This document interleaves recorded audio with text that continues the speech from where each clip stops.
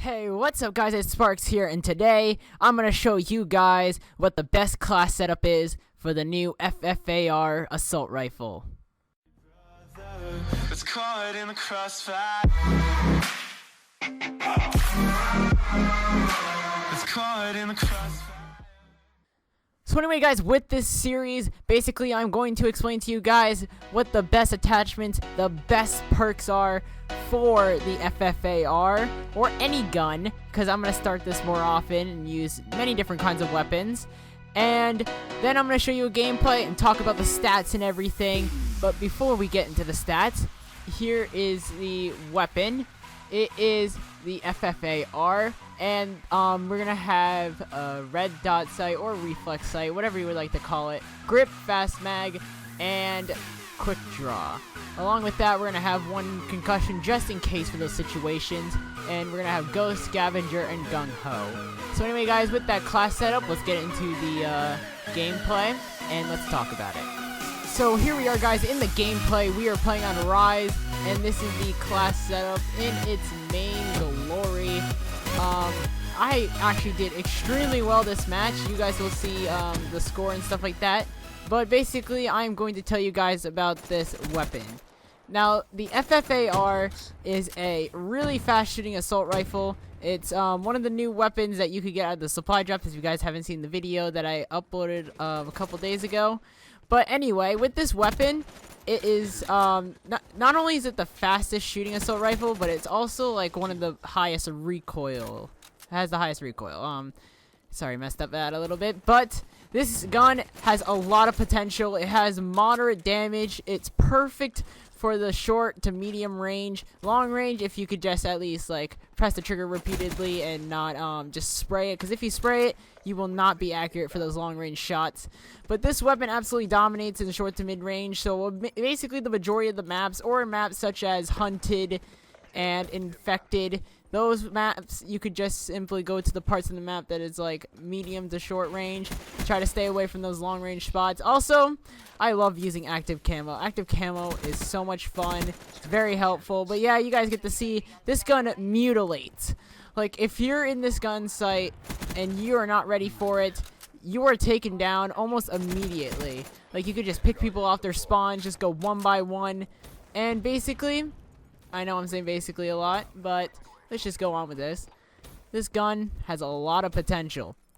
Now, people may say that this gun is overpowered in some sorts, but it really is not. It's just, if you really use the weapon a lot, you'll get used to it. It's like the majority of the weapons in the game. It may seem bad at first, but once you get used to the weapon, get used to how it plays, you could be able to survive in those certain situations. And of course, I died right there from a Semtex that the guy tried throwing. But other than that, along with the gun itself, we get the perks. So Ghost. Ghost is an amazing perk. It's one of those perks that is really good if you don't really need to like use your exosuit as much, or I'll just say exosuit or thrusters. If you don't want to use them as much, it's perfectly fine. You could just use Ghost, because some people get, like I have, wraiths, and that is actually horrible, because wraiths are so OP when it comes to lock-on. They kill so quickly. If you're in any kind of part of the map where you're just out in the open, you are screwed. So, basically, Ghost is amazing. You guys should test that out. But along with that, I also have Scavenger.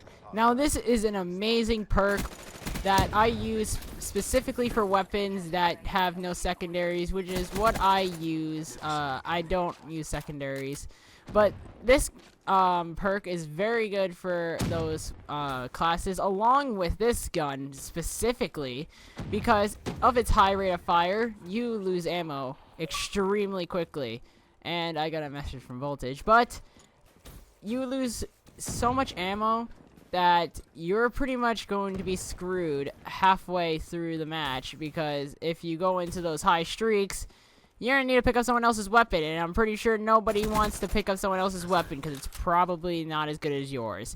So Scavenger is extremely important, and with that, we are moving on to the third and final perk, which is Gung Ho. Now, Gung Ho is the first perk that you get, so it's not something that you have to grind to get to help this class be better. But with this perk, you're allowed to react faster after sprinting, which is really important along with quick draw, so then you can get into those situations that as soon as you run around the corner, you could take him out before he even gets a chance to aim down his sights all the way. So with that, basically, we are done with the FFAR, along with that concussion right there, which, as you can notice, is extremely helpful for those situations. But we are going to skip it over to the end of the match to show you the final score, and let's do that. So here we are, guys, at the end of the match where I get the final kill cam with the sentry gun, and the score is 48-7. This gun melts. Now, I understand why people think that this weapon is bad. It's probably because of the fact that they're not used to the recoil. But once you get by the recoil, this gun is amazing. And I promise you guys that once you start using this weapon, you get those attachments, you put on the right perks, you could go to town, get 48-7 gameplays like this. This was first game on. And yeah, I hope you guys enjoyed the video. Leave a like if you guys want to see more of these with different weapons. Leave a comment down below what weapon you guys would like to see on a best class setup video. And anyway, peace out.